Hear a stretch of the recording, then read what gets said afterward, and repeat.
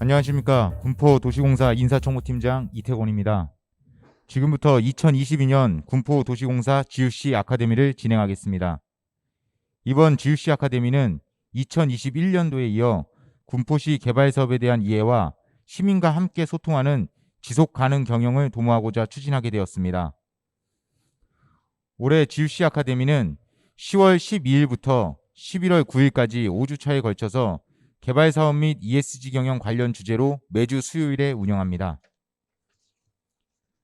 강의 내용으로는 1주차 재건축과 리모델링, 2주차 꼭 알아야 하는 정비사업 기본 지식과 정비사업 분쟁 사례, 3주차 출입기자가 본 군포도시공사 혁신 사례와 향후 과제, 4주차 성남시 원도심 정비사업 추진 사례, 5주차 지속가능 발전을 위한 ESG 의미와 실천 과제 순서로 진행합니다. 2022년 GUC 아카데미 세 번째 강의로 출입기자가 본 군포도시공사 혁신 사례와 향후 과제에 대하여 준비하였습니다. 오늘 강의를 함께 하시면서 군포도시공사 혁신 사례와 향후 과제에 대해 알아보는 유익한 시간이 되시길 바라겠습니다.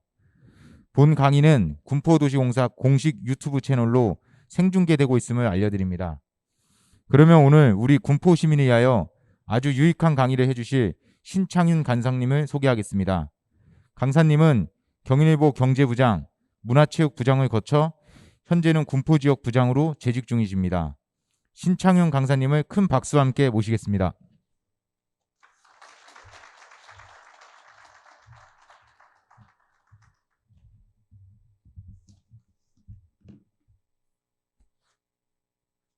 안녕하십니까. 저는 경인일보 신창윤 군포 담당 부장이고요. 군포도시공사를 한 1년 정도 보면서 그다음 경영혁신 우수 사례와 향후 전망 이거에 대해서 과제를 주셔서 한번 오늘 이런 자리를 빌어서 제가 발표를 하게 돼 있는데요. 경영혁신 우수 사례는 더 잘 아시다시피 이번 올해 같은 경우 군포도시공사가 워낙 많은 일을 성과를 냈기 때문에 그 경영혁신 사례는 제가 나중에 예를 들면서 말씀드리겠지만 어떻게 보면 공기업으로서는 당연한 일이라고 생각을 합니다. 그래서 이 경영혁신 우수 사례를 한번 밝히면서 제가 기자들이 본 그 입장을 한번 말씀해 보겠습니다.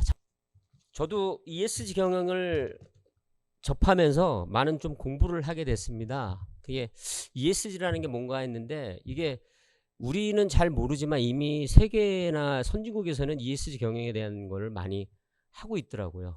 특히 민간 기업 같은 경우는 윤리, 이윤, 그다음에 수익, 그다음에 사업의 매출을 위해서 이 책임 나눈 청렴에 대한 ESG 교육도 많이 하고 그렇게 지금 소비자들을 모집하고 있습니다. 소비자들은 나쁜 기업은 소비하지 않는다라는 게 원칙이더라고요. 아무리 좋은 제품이 있더라도 그게 조금이라도 사회적인 이슈가 되거나 문제가 됐을 경우에는 바로 불매운동까지 번지고 심지어는 그 기업이 수장에 나와서 머리를 조아리면서 이런 제품 아니면 이런 문제가 다시는 일으키지 않겠다고 하면서까지 하는 걸 우리는 그동안 매스컴을 통해서 많이 봐왔습니다.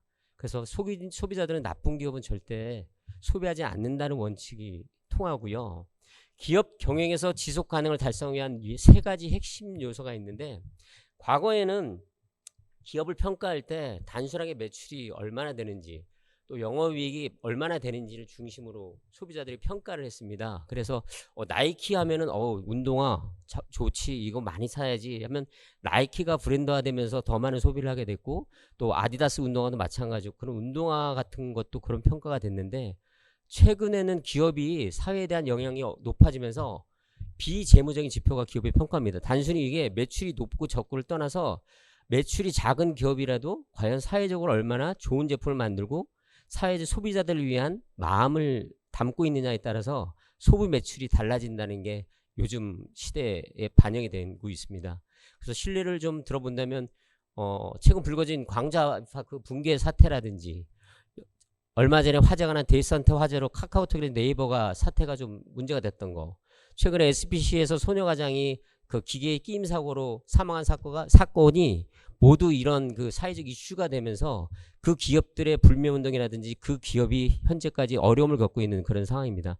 특히 소녀가장 같은 경우에는 지금 그 SBC에서 그 파리바게트라는 그 브랜드를 갖고 있으면서도 그 파리바게트가 지금 불매운동이 MZ세대부터 퍼지고 있고 그런 상황이면서 빵 소비가 다른 쪽으로 다시 시선이 쏠리면서 SPC가 지금 가장 좀 기업이 힘든 타격을 받고 있는데요.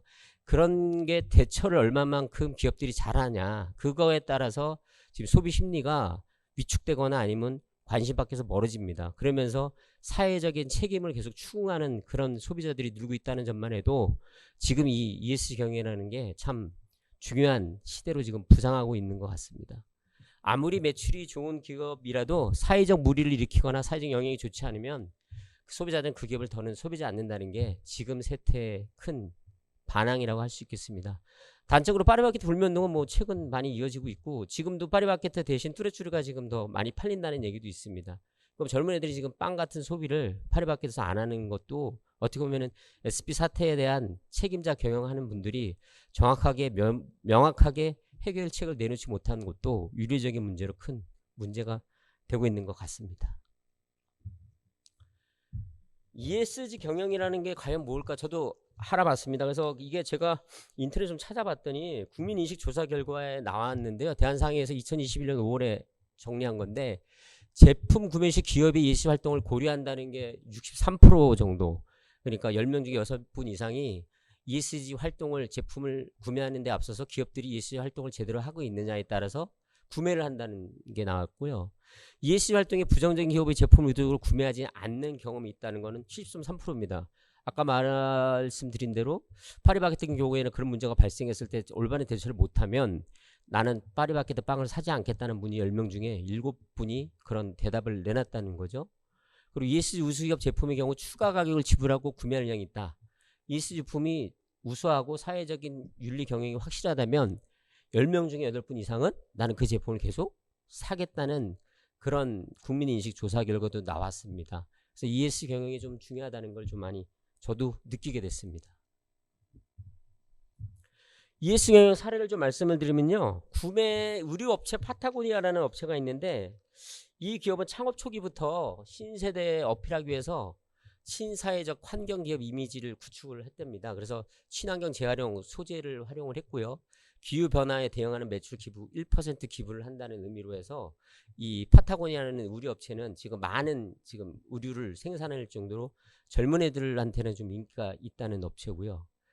우리가 잘 아는 스타벅스, 우리나라에서 선풍적인 구매 의율이 제일 높은 스타벅스 커피 같은 경우도 ESG를 표방한 그린워싱이라는 걸 내셨는데 이게 그린워싱이 녹색 환경이라는 말인데 이 좀 문제가 되는 게 이제 그린워싱이라서 친환경 내세우고 있는데 더 많은 자원을 소비하고 있답니다. 실내로 종이 빨대 같은 게 이제 스타벅스가 제일 먼저 도입을 해서 종이 빨대에 대한 역할을 했는데 종이 빨대를 만드는 비용이 일반 플라스틱 빨대보다 더 많이 든답니다. 그래서 탄소도 더 많이 배출되고 있기 때문에 오히려 이게 온실가스가 더 배출되는 그런 좀 악순환이 있는데 어쨌든 스타벅스도 ESG를 하겠다는 그 원칙을 내세우고 있습니다.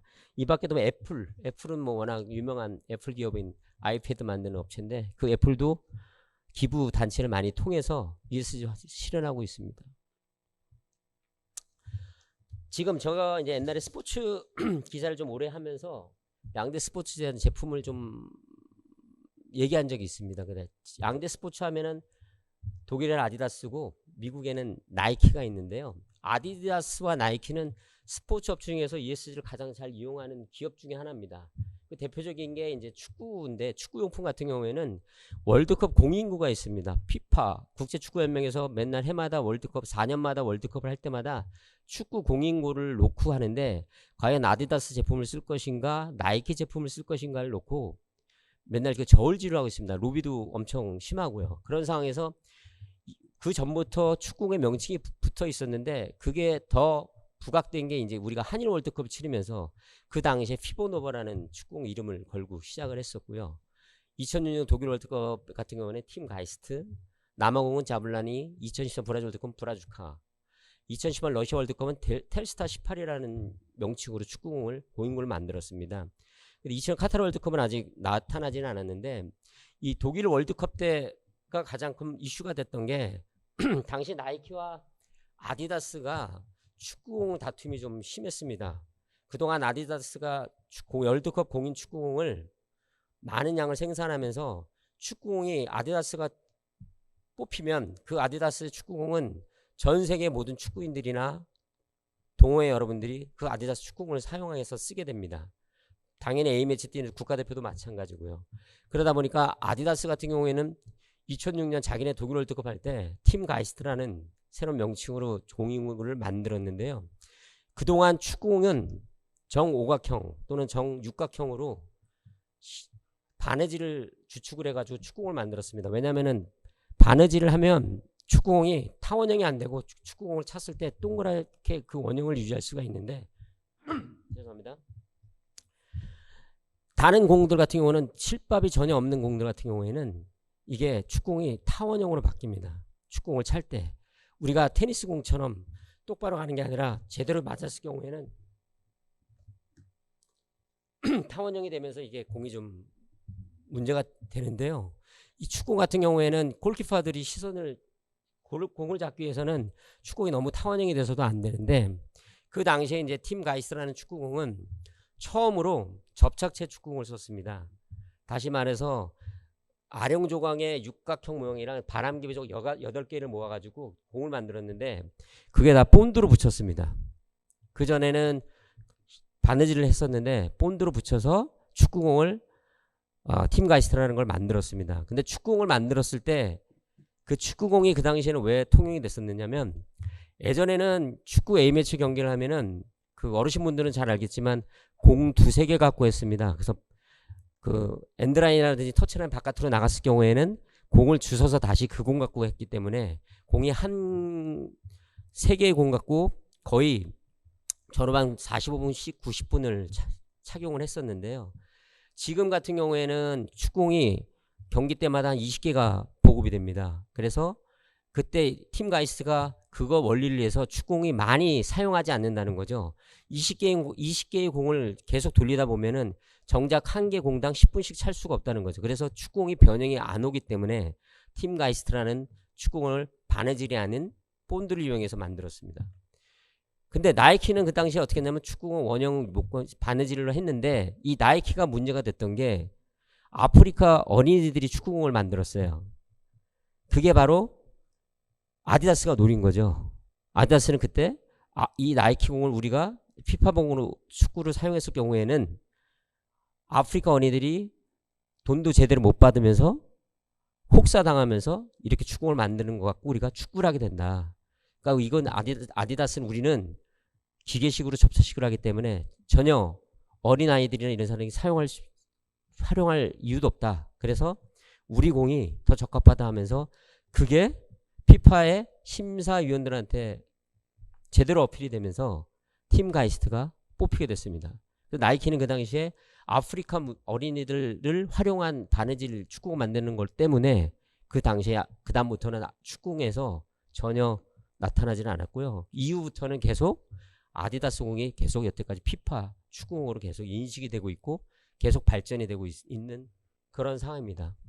실내로 또 국가대표 유니폼 경쟁도 지금 심각하고 있죠. 지금 우리나라는 이제 나이키가 해마다 축구공을 발표하면서 이번 월드컵도 축구공 나이키로 가고 있는 반면 다른 나라 같은 경우에는 일본 같은 경우는 아디다스를 좀 주로 사용하려고 했고요. 그러면서 이 축구공이라든지 유니폼을 보급하면서 그 모든 그 아디다스나 나이키 용품들이 우후죽순으로 엄청 많이 팔립니다. 우리나라 축구 응원단분도 나이키 옷들 많이 입지 않습니까? 결국은 나이키가 국가대표 유니폼을 주면서 그만큼 모든 국민들이 다 나이키 유니폼을 입게 만드는 그런 원리가 되는 거죠. 더 많은 수익을 낼 수 있는 거죠.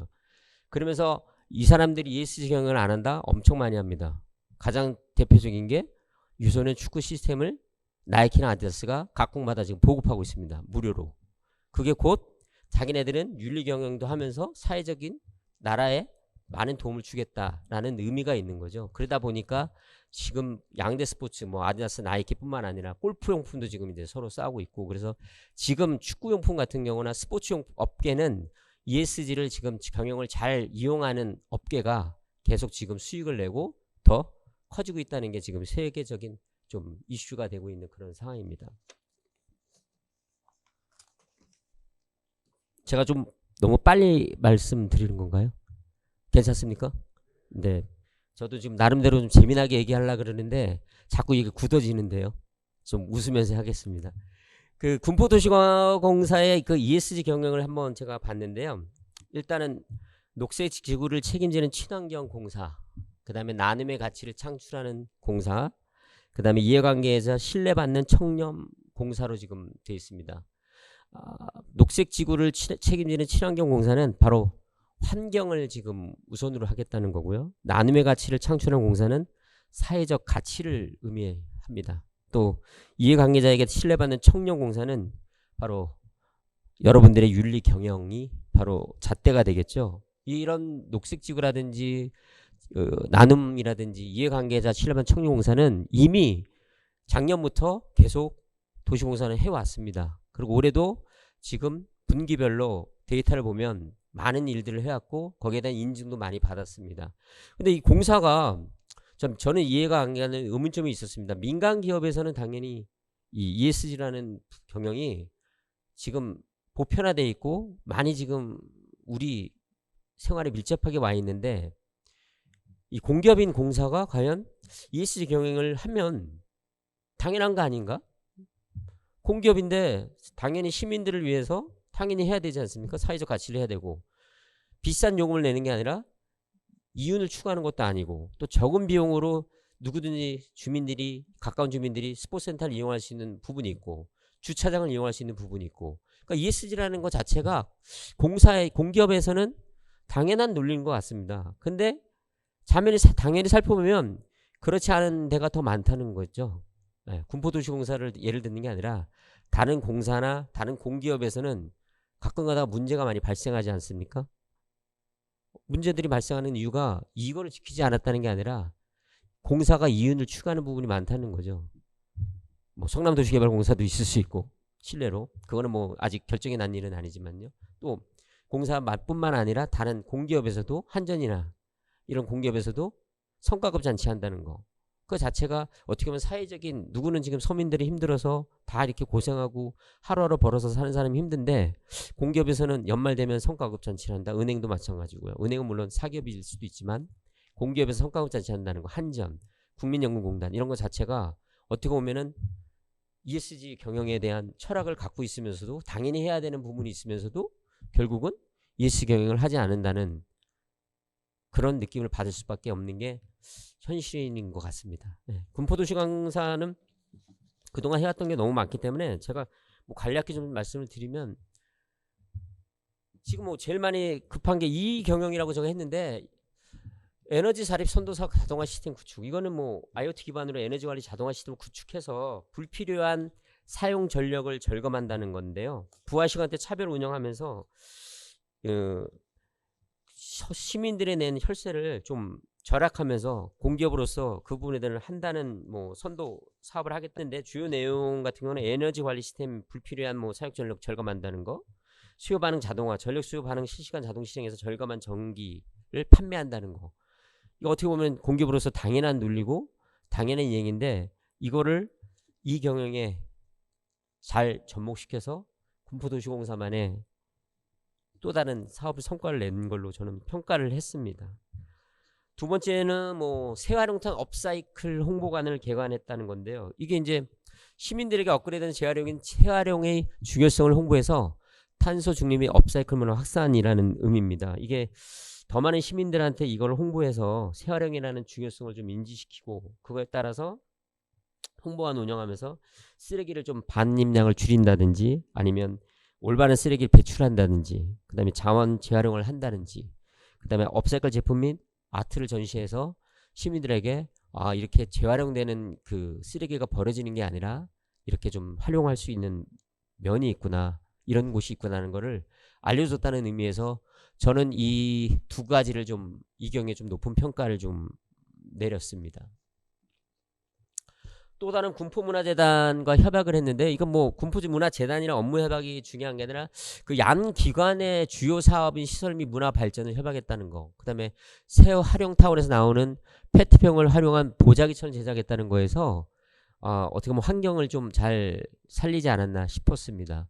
이 군포문화재단 같은 경우는 문화예술 단체를 지원하거나 문화예술 홍보를 많이 지금 적극하고 있는 재단인데요. 군포문화재단이 지난 코로나19에 2020년, 21년에 아무런 행사를 많이 못했습니다. 왜냐하면 코로나19 때문에 이렇게 집합 장소가 없고 사람들이 모이지 못하는 바람에 공연을 못하게 됐습니다. 이러다 보니까 공연 업계라든지 공연을 기획하는 분들, 연출가들이 전혀 이런 활용을 하지 못하니까 수익이 발생이 안 되죠. 이러다 보니까 재단에서도 이 활용도를 할 수 있는 방안이 없어서 고심을 하고 있었는데, 지금 코로나19가 이제 점점 약해지면서 지금 올해부터는 공연 이런 문화 전시가 많이 지금 성행하고 있는데요. 이런 시기에 군포문화재가 업무협약을 통해서 또 다른 탄소 중립을 할 수 있다는 게 큰 공사로서는 역할을 해줬다고 저는 좀 생각을 합니다. 또 제1회 ESG 경영위원회를 개최해서 공사의 기존 ESG 기본계획 평가 및 중장기 전략 수립 방향 설정 논의, 분야별 전문가 위촉으로 경영의 발전 모색을 했다는 것도 좀 높이 평가합니다. ESG 경영 자체가 그동안 우리가 알고 있으면서도 그냥 모르고 지나갔던 그런 경영 방침을 공사가 이런 분들을 위촉을 해서 조금 더 경영위원회를 만들어서 그분들의 전문가 집단으로서 그분들이 말해주는 조언이라든지 이런 제언을 공사가 역할을 수행하고 이렇게 진행을 함으로써 조금 더 한 단계 업그레이드 했다는 그런 느낌을 저는 좀 받았습니다. 이 경영이라는 같은 경우에는 에너지 자립이고 탄소 중립이고 다 환경을 관련된 건데요. 공사도 물론 그 나름대로 역할이 있는데, 공기업에서 제가 다른 기업을 한번 공기업 쪽을 가봤는데, 그쪽에 우리 여기 1층에도 있듯이 커피숍이 있지 않습니까? 근데 커피숍이 있는데 공기업에 제가 단적으로 좀 얘기하면 어느 공기업을 갔는데 좀 큰 기업입니다. 거기 커피숍에서는 일회용 컵만 주더라고요. 머그컵도 안 쓰더라고요. 그냥 그 안에서 먹었는데 그냥 신경 안 쓰게 그냥 일회용 컵만 주더라고요. 그래서 일회용 컵을 그냥 바깥에 내놓는 거 보면 엄청 많이 쌓였어요. 일회용 컵들이. 근데 그걸 지금은 이제 모르겠습니다. 몇 개월 전 얘기인데, 지금은 이제 머그컵을 무조건 사용하게 돼 있는데, 일회용 컵을 사용하다 보니까 아직도 거기를 가면은 종이컵에다 줘요. 커피 뜨거운 거는, 찬 거는 페트병 같은 그런 컵에다 주고요. 그러다 보니까 그 내용물이 거기서 앉아서 먹어도 아무래도 제지하는 사람이 없고, 그래서 물어봤더니 머그컵을 왜 안 해내니까 머그컵이 너무 많이 팔다 보니까 이 머그컵을 말 그대로 설거지를 해야 되는데 그 씻지를 못해서 빨리는 팔아야겠고 하다 보니까 페트병 계속 플라스틱 컵을, 일회용 컵을 주게 됐다고 얘기하더라고요. 그래서 그런 부분을 볼 때는 어떻게 보면 공기업이 환경을 더 잘 지키고 그렇게 생각을 해야 되고, 어떻게 보면 정부 시책에서 더 잘 지켜야 되고, 그런 부분이 환경을 더 생각을 해줘야 되는 기업인데, 아까 말씀한 듯이 그렇지 않은 공사, 그렇지 않은 공기업들이 더 많다는 게 제가 봤을 때는 좀 다른 그런 의미가 좀 있었습니다.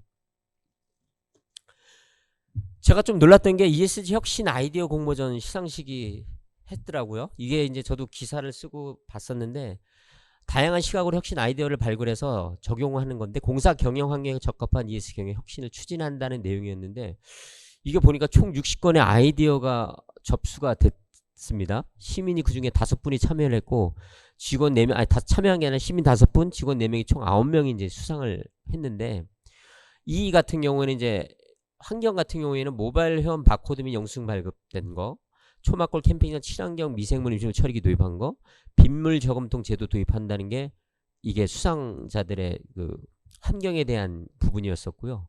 사회에 대한 부분은 GC 유튜브 속 착한 광고, 도시공사 속의 유튜브에 착한 광고를 했다는 거, 시민과 함께하는 재난안전 대비시설 점검, 교통약자 배려형 전통일체 충전소 확대, 그 다음에 지배구조, 지에서는 체육시설 사용료 반환 청구 온라인 서비스 제공. 그러니까 이게 보다 보니까 지 같은 경우는 거버넌스 같은 경우는 윤리 경영을 핵심인데, 체육시설 사용료와 반환 청구 온라인 서비스를 제공한다는 거, 이게 쉽지 않은 일인데 이걸 공사에서는 하셨더라고요. 그 다음에 아까 말하는 소사이어티 사회 소셜 같은 경우에는 유튜브에서 착한 광고를 한다는 것도 사실 광고해준다는 것 자체가 얼마나 큰 의미가 있겠습니까? 시민과 함께하는 재난안전 대비 시설 점검, 이것도 큰 역할을 해주신 거죠. 환경은 당연히 초막골 캠핑장 이런 걸 하셨는데, 이게 공모전 시상식을 해준 것만 해도 계속 이 공모전 같은 경우는 앞으로도 계속 진행해야 되지 않나, 그래서 계속 이어갔으면 하는 저는 바람입니다. 이번에 소셜 한번 찾아보겠습니다. 소셜 같은 경우에는 그 우리가 말하면 사회적 기업을 얘기하는 건데요. 사회적 기업 같은 경우는 제가 직접 취재를 했습니다. 이게 국민체육센터 유아동 전용체육시설 포포누리 개관식 때 제가 한번 가서 체험 겸 한번 봤는데요. 이게 포포누리 개관을 했을 때 포포누리를 개관하기 위해서는 바로 그냥 정한 게 아니라 이 문제를 해결하기 위해서 5,659명 대상으로 시민 설문조사를 하셨어요. 그 다음에 34개 청소년 교육기관의 선호들 조사를 거쳐서 이 포포누리 시설을 조성을 했는데, 저는 가장 시선을 끌었던 부분이 암벽 등반. 암벽 등반에 들어가자마자 보여지는 그 암벽 등반이 이 군포 수리산을 이용로를 거기다 그대로 접합을 시켰고, 또 난이도가 높은 곳은 에베레스트 산을 배경으로 해서 그 난이도를 또 했더라고요. 그래서 이게 포포누리 자체가 이 공기업과 사설 기업의 중간 역할을 하면서 공기업에서 포포누리에서 유아동 체육 활동을 제대로 만들어 주셨는데, 제가 좀 걱정되는 부분이, 지금 물론 군포는 유아동 체육 활동 시설이 그렇게 많지 않은 걸로 알고 있습니다. 특히 공기업에서 운영하는 공공기관 시설은 더더욱 없는 걸로 알고 있는데, 그래서 포포누리가 만들어졌는데 사설과의 커뮤니티가 좀 소통 부재가 좀 아쉽습니다. 왜냐하면 이 사설 스포츠센터 같은 경우는 비용이 한 5배에서 10배 정도 비쌀 겁니다. 공기업보다. 공기업 여기 이용료가 제가 알기로는 3,000원? 뭐 요 정도로 제가 들었는데, 지금 사설 같은 경우는 거의 10,000원 이상이 넘습니다. 근데 이 포포누리 같은 경우에는 공기업이 당연히 하니까 시민들이 믿고 찾고 선착순으로 모집을 하고 주말에는 단체 받고 개인도 받고 하지만, 이 사저 같은 경우에는 그에 대한 불만이 조금 있습니다. 왜 그러냐면 포포누리가 저렇게 싸게 받는데 당연히 시설도 좋은데 과연 사설에 와서 우리는 이런 데를 이용하겠느냐, 왜 이걸 만들었느냐, 포포누리를 공사해서 가까운 곳에 있는 불만들이 많겠죠. 그래서 좀 제가 제안을 좀 한다 그러면 이 사설 같은 기관과의 좀 유대관계를 공사에서 좀 가져야 된답니다. 그게 곧 사회성이지 않겠습니까? 왜냐하면 이게 포포누리를 만들어서 어린이들한테 체력 건강을 지원해주는 그런 시설이지만, 사회적 가치를 누린다면은 사설 유아 스포츠 단체도 협력을 해야 된다고 봅니다. 우리 포포누리 만들었으니까 우리는 주민들한테 이렇게 저렴하게 제공할 거야, 그게 중요한 게 아니라, 우리는 이렇게 하고 있으면서도 사회적 기업처럼 니네들한테도 뭔가 이득을 줘야 된다고 생각을 합니다. 그래서 제가 제안했었던 부분이 그 포포누리 공공시설만 이용하는 게 아니라 거기에 이용하면 사설도 이용할 수 있는 할인권을 준다든지, 아니면 사설과 같이 연계해서 스탬프 찍기를 한다든지, 그래서 스탬프를 사설 스포츠센터랑 연계해서 5곳을 다 완주를 하면 그 어린이들에는 수료증을 발급한다든지, 뭐 약간의 뭐 메달을 준다든지, 아니면 종이 뭐를 준다든지 해서 그런 쪽으로 연계해서 사회적 가치를 조금 더 높여줬으면 하는 바람이 좀 있습니다. 근데 지금 포포누리가 개관되면서 그 사설 같은 스포츠센터의 입장에서는 좀 문제가 좀 심각합니다. 네, 그런 부분이 좀 있습니다. 실례로 제가 그 월드컵 경기장, 수원의 월드컵 경기장이 월드컵 스포츠 센터라는 곳이 있습니다. 거기는 이제 월드컵 스포츠 센터가 월드컵 재단이라는 곳이 만들어져서 재단이 민간 위탁을 한 겁니다. 민간 위탁을 줬습니다. 맨 처음에 직영을 했는데, 직영을 하다 보니까 필요 직원이 100명가량이 더 뽑아야 되는 상황이 됩니다. 왜냐면 수영장이라든지 헬스장이라든지 골프 연습장이라든지 이런 부분에 강사나 직원들이 다 필요하다 보니까 인건비가 너무 많이 들어가는 거예요. 그래서 연간 단위로 해서 민간 위탁을 줬는데, 민간 위탁이 되면서 문제점이 생겼습니다. 바로 가격이 상승한다는 거죠. 평생 회원권 같은 경우는 150만 원이 넘습니다. 그렇게 하다 보니까 골프 이용료를 하는 부분들이 거기서도 부익부 빈익빈이 생기면서 돈 있는 사람은 그쪽으로 오게 되고 돈이 없는 사람은 자연적으로 도태가 되는 그렇게 돼버리는 상황이 된 거죠. 뭐 그걸 예를 든다는 게 아니라, 그래서 이 민간 위탁도 좀 조심해야 되는 필요가 있다. 지금 우리가 운영하는 주차장 있지 않습니까? 저도 시청 주차장을 이용을 하는데, 저도 김영란법이 없어지면서 이제 기자증을 보여주면서 이제 나가고 있습니다. 그러면 하루 많이 쓰면 2,000원 정도, 어쩔 땐 1,500원 정도 이렇게 나오는데요. 그 2,000원이 엄청 비용이 저렴한 거지 않습니까? 보통 뭐 서울과 비교할 수는 없지만 보통 2-3시간에서 4시간 5시간을 차에다 했다면 10,000원 정도가 훌쩍 넘을 텐데 많이 나와도 2,000원 정도밖에 안 나오더라고요. 근데 이걸 민간 이타기 하면 어떻겠습니까? 당연히 주차 요금은 올라가겠죠. 그럼 시민들의 불만은 더 많아질 거고. 그러니까 이게 민간 이탁이라고 해서 다 좋은 거는 아니더라고요. 예.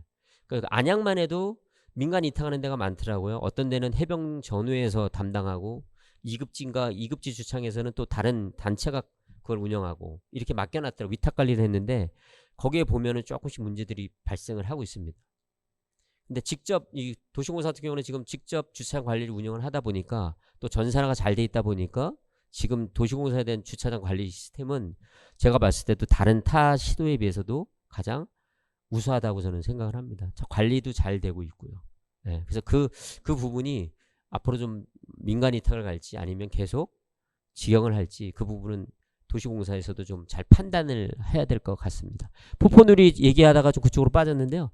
포포누리는 분명 좋은 천연 이끼를 사용해서 간판을 만들었더라고요. 포포누리라는 게 천연 이끼더라고요. 그 이끼 들어가는 모습부터 좋았었고 친환경 소재도 좋고 어린이 아이들의 전담 안전 요원들도 많고 해서 분명 좋은 시설이고 그 시민들이나 주민들한테 큰 도움이 되는 시설은 맞습니다. 근데 아까 말씀드렸듯이 사설 유아 스포츠 센터 이쪽 분들과의 좀 차별화보다는 공생공존할 수 있는 사회적 가치가 좀 필요하지 않나 싶어서 포포누리 얘기가 조금 길어졌습니다.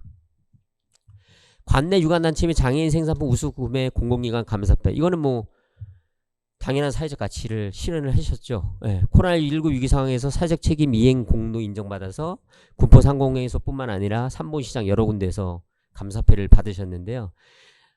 이 군포도시공사가 그나마 좀 더 공사로서 역할을 잘 했다는 걸 평가를 낼 수 있다면 장애 생산품 우수 구매를 했다는 거. 그래서 장애들이 힘든 분들한테 그거는 어느 지자체나 단체나 다 마찬가지 장애 우수제품은 구입을 합니다. 근데 그걸 좀 떠나서 이쪽 지역과 상생 방안을 마련해서 관내 기관 단체들과 같이 제품을 사주고 같이 했다는 부분에서 도시공사의 역할을 충분히 저는 했다고 보고요. 관내 유관단체라든지 그 다음에 그 도시공사의 임직원분들이 월급에서 얼마 일정 부분 금액을 통해서 그걸 또 기금도 만들어서 또 지원하고 뭐 이렇게 불이웃도 돕고 하는 부분도 있는데 그게 사실 비록 적은 금액을 떼지만 그것도 중요한 역할을 하신 거거든요. 그게 사회적 기업으로서 정말 잘된 상황이라고 저는 평가를 좀 내리고 싶습니다. 교통약자 임차택시 운영하는 것도 제가 기사를 썼는데요. 이 부분도 좀 신선했습니다. 교통약자 같은 경우는 그동안 시민들이 불편해서 계속 전화를 해도 전화를 안 받고 한번 하려고 하면 배차도 늦어지고 휠체어 분들만 이용할 수 있다는 얘기도 들었었는데 지금은 비휠체어도 사용할 수 있고 또 택시 같은 경우를 전용으로 둬서 그 교통약자들에 대한 시민편을 이동을 했다는데 실제로 그 휠체어 분을 만나서 한번 그 얘기를 들어봤는데요. 그 당시에 제가 취재하면서 들어봤는데 옛날보다는 많이 좋아졌다는 얘기를 합니다. 임차 택시를 하면서 이용을 하면서 콜을 불렀을 때 좀 늦은 감이 있지만 옛날보다 훨씬 콜도 수월했었고 이용하는 것도 편했었고 해서 도시공사 앞에 이제 이미지고 있고 해서 군포도시공사가 이런 부분에서도 역할을 했었구나. 이게 비장애인 단체인지 어딘지 모르겠는데 무슨 재단에서 했는 줄 알았다고 생각을 하시더라고요. 그래서 이 택시를 지자체에서 한 것도 하지만 도시공사에서 이걸 생각해내서 아이디어를 내서 그 휠체어뿐만 아니라 비휠체어 분들까지도 이걸 좀 이용하게 해줬다는 부분에 대해서 되게 그 주민들 이렇게 좀 어려운 장애인분들한테는 큰 도움이 됐다는 게 임차택시 운영했다는 부분이 좀 도움이 됐었습니다. 뭐 중대재해처벌법 찾아가는 사업장 교육 실시 이거는 중대재해처벌법 자체가 워낙 지금 우리나라에서는 지금 큰 이슈가 되고 있습니다. 근데 아직까지 중대재해처벌법을 놓고 법원으로 가서 인정받은 사례는 아직 없다고 저는 들었습니다. 그래서 이 중대재해처벌법이 기업들마다 50인 단체 이상에서는 중대재해처벌법을 이걸 적용이 되는데 이 사업장 교육이 물론 중요합니다. 지금 안성에서도 지금 최근에 또 몇 분 인부가 다치거나 또 돌아가셨고 그런 부분이 생겼죠. 이게 안전은 지금 여기 뭐 본부장님도 계시고 여기 사장님도 계시고 여기 뭐 실부장님들 다 계시는데 아무리 강조해도 그 사람들이 안 지키면 끝납니다. 저도 경제부장 옛날에 하면서 조금 돌아다녔다 봤는데 실제로 적용한 거는 대기업, 아파트, 대단지 이런 쪽에서는 잘 지켜지고 있답니다. 그래서 안전 점검도 잘하고 뭐 안전모 같은 것도 잘 쓰고 그다음에 안전바도 잘 설치하고 하는데 이 조그만 5층짜리, 3층짜리 다세대 빌라 이런 그 상가 조그맣게 짓는 부분에 안전 수칙이 안 지켜지고 있답니다. 거기는.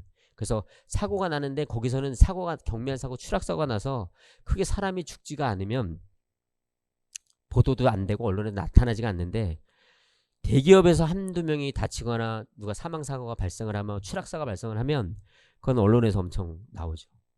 근데 실제로는 지금 언론에서 나오지 않는 그런 소규모 건설업체들에 대한 안전사고가 더 많이 일어나고 있다는 거죠. 네, 그래서 지금 이 안전은 중대재해처벌법은 꼭 제가 봤을 때는 50인 이상의 대기업만 해당되는 게 아니라 어떻게 보면은 도시공사뿐만 아니라 지자체에 관련된 공직자분들이 직접 현장에서 안전점검을 더 체크를 하셔야 된다는 부분이 더 많습니다. 그래서 지금 어떻게 보면 일용직 같은 분들도 대기업에서 하는 쪽에서는 안전모 안 지킬 수가 없으니까 하는데 이 소규모 쪽에서는 거의 지금 지켜지지 않는 경우가 간혹 발생을 하고 있답니다. 그래서 그쪽에서 다친 부분들은 그냥 경미하거나 좀 뭐 조금 큰 중상이 아닌 이상은 언론에서도 잘 나타나지가 않습니다. 뭐 현대 아이파크처럼 그렇게 크게 무너지지 않는 한 대기업에서 같은 경우는 한두 명만 다치거나 사망사고가 발생을 하면 바로 그냥 언론에 나타나죠. 그러다 보니까 이 중대재해처벌법이 더 커지는 상황입니다. 그래서 중대재해처벌법 차량 사업장 교육은 군포도시공사만의 그 사회적 가치로서 계속 교육을 시해야 되는 것도 제가 이번 자료를 준비하면서 좀 눈여겨봤습니다. 시설관리 경영 시스템. 제가 좀 이게 군포도시공사에 취재를 하면서 놀랐던 게 사실 인증받기가 쉽지가 않거든요. 이 인증받는 게 뭐 돈이 들어가서 인증받는 게 아니라 이 인증을 받으려면 어느 정도 절차와 구성이 필요하거든요. 그리고 그에 대한 서류나 그에 대한 행동 절차나 이런 게 내규가 정확히 있어야 되는데 내실화를 했다는 거는 바로 인증 시스템을 받았다는 게 내실화가 됐다고 봅니다. 인증을 안 받은 데는 우리는 ESG 경영을 하고 있습니다. 근데 인증받은 거 보면 없습니다. ESG 경영을 하고 있다고 봐야 될까요, 그걸? 근데 군포도시공사 같은 경우에는 ESG뿐만 아니라 ESG에 관련된 인증을 올해 전체 27개인가 지금 받았죠, 인증을. 거기에 제가 아까 체크를 좀 했는데 환경 분야에서 6군데를 받았고 그 다음에 거버넌스 분야에서 윤리 경영 분야에서 5군데를 받았고 나머지 부분은 다 사회적 기업으로 받았더라고요. 사회적 가치로. 그러니까 이게 관리 경영 시스템 자체에서 인증받는다는 게 쉽지도 않고 또 인증받으면서 내실화를 기했다는 부분, 거기에 행안부 장관 표창도 받으신 부분은 어떻게 보면 군포도시공사가 ESG 경영에 가장 모범적인 사례로 가고 있다는 반증일 수도 있습니다. 그래서 ISO 이번에도 받으셨는데 이 안전한 시설관리 서비스를 제공받고자 하는 고객 요구에 대응해서 국제표준 시설관리체계 인증을 통한 경쟁력 강화하기 위해서 이번에 경영시스템 한국경영인증원에서 받았다는 이 내용도 저는 사회적 기업 가치로서 좀 포함을 냈고요. 제가 지금 강의 지금 2분 남았는데 요거까지 정리하고 잠깐 쉬겠습니다. 군포시 수호통역센터 군포자립생활센터 업무협약, 중증장애인 생산 및 찾아가는 전시회, 지역아동센터 PC기부, 장애인을 맞아서 특별교통수단 무료로 운행, 시각장애인 아동을 위한 점자 촉각책 제작 기부. 이게 다 장애인 우리 사회적 약자에 대한 배려를 위한 업무협약 또는 기부, 그 다음에 무료로 운행했다는 점에서 이 사회적 가치로서 큰 역할을 하셨다고 저는 생각을 합니다. 그래서 이거를 다 묶어서 했는데 그 외에도 많이 지금 지원을 많이 하셨더라고요. 그래서 중증장애인 같은 경우는 이게 사실 움직이기가 어려운 분들입니다. 근데 그런 분들을 위해서 또 전시회도 마련해 주셨고, 지역아동센터 같은 경우는 물론 PC를 신제품이 아닌 여기 도시공사에서 사용하던 거라도 일단 그 부분에서 사용하고 쓸만한 제품들을 PC를 기부해서 지역아동센터에게 보급해줬다는 부분도 어쨌든 보면 도시공사로서의 해줄 수 있는 사회적 가치를 실현하신 거고요. 특별교통수단이라든지 뭐 점자책, 촉각책, 점자 촉각제 같은 경우에도 제가 기부했다는 점에서 이 군포도시공사의 역할이 사회적 가치로서 큰 일을 했다고 저는 생각을 합니다. 지금 40분이 됐습니다. 잠깐 저만 얘기했는데 일단 2부 이따 15분 뒤에 3시부터는 조금 더 강의를 한 다음에 제가 질의를 좀 받아서 조금 토론하는 시간을 조금 갖도록 하겠습니다. 저만 일방적으로 얘기하니까요. 졸리신 것 같지는 않은데 그래도 제가 나름대로 준비를 했는데 조금 두서없이 얘기했지만 요 정도 일단 마치고요. 2부 때 또 다시 하나 또 새롭게 좀 새로운 걸로 좀 더 재미나게 한번 이어가 보도록 하겠습니다. 잠시 휴식하시겠습니다. 감사합니다.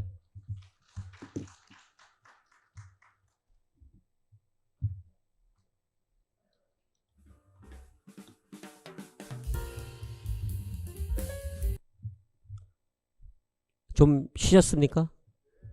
네. 제가 좀 외람되지만 한 말씀 딱 드리면 따라해 주시겠어요? 무지개. 별로 재미가 없으신가 보네. 이 멘트 하기 전에 이렇게 뭘 하면 무지개 하 그러면은 무지개 할 때 이렇게 약간 웃는 모습이 된대요. 그래서 무지개 그러면 이렇게 그 강사분들이 맨 처음에 할 때 이렇게 좀 생뚱맞으니까 좀 이렇게 지금 즐겁게 하려고 막 했는데 저는 진짜 제가 해도 생뚱맞은 것 같습니다. 이제 군포도시공사에 제가 그 계속 사회적 기업으로서의 얘기를 했는데요. 사회적 가치에 한 번만 더 보고 이제 윤리의식으로 한번 넘어가 보겠습니다.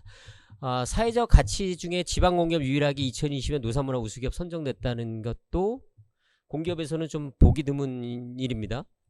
이게 노사문화 자체가 노사가 이게 잘 진행되는 공기업이 없을 수도 있고 있을 수도 있습니다. 근데 지금 군포도시공사 같은 경우에는 지금 그 새로운 사장이 부임 이후에 노사 관계가 잘 정착이 돼서 그 이런 노사문 우수기업으로도 선정됐다는 것만 해도 그 직원분들과 사측과 노조 측의 진짜 협동과 협심, 그 다음에 그걸 통해서 군포 시민들한테 돌려준다는 그 의미에서 사회적 가치로서 충분하게 일을 잘 수행하셨고요.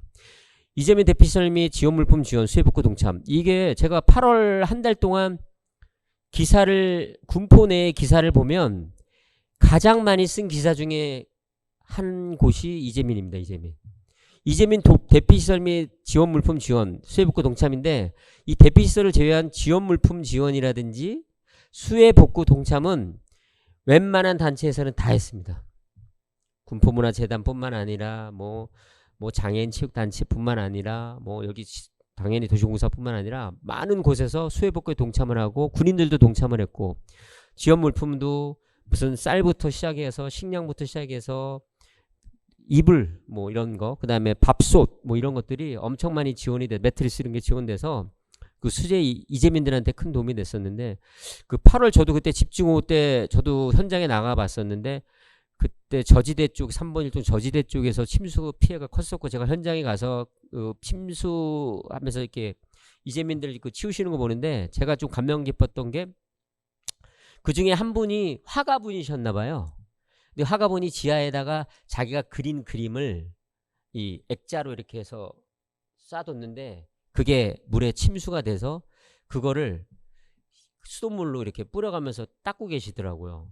근데 약간 눈가에 눈물을 흘리시더라고요. 자기 자식 같은 그 그림들이 제가 볼 때 한 30여 점 정도 되는데 그거를 물을 뿌려 가시면서 이걸 닦고 계시는데 그거 좀 안타깝더라고요. 근데 그 그림이 다행히 이렇게 번지거나 그런 건 아닌데, 그 나무 주변에 나무 이제 액자 틀이니까 그 액자 틀 쪽은 이미 곰팡이가 좀 이렇게 있고 좀 흙탕물이 일단 많다 보니까 그래서 좀 어려웠었고, 이게 전 국민 재난이 됐었는데 다행히 3번은 침수는 됐지만 다른 포항이라든지 이런 지역보다는 좀 우리 군포시 입장에서는 조금 더 덜 피해를 입었었는데, 그래도 이재민이 발생을 했는데 그럼에도 불구하고 공사뿐만 아니라 이렇게 많은 단체에서 했다는 것만 해도 큰 그분들한테는 용기와 희망을 줬다고 생각을 합니다.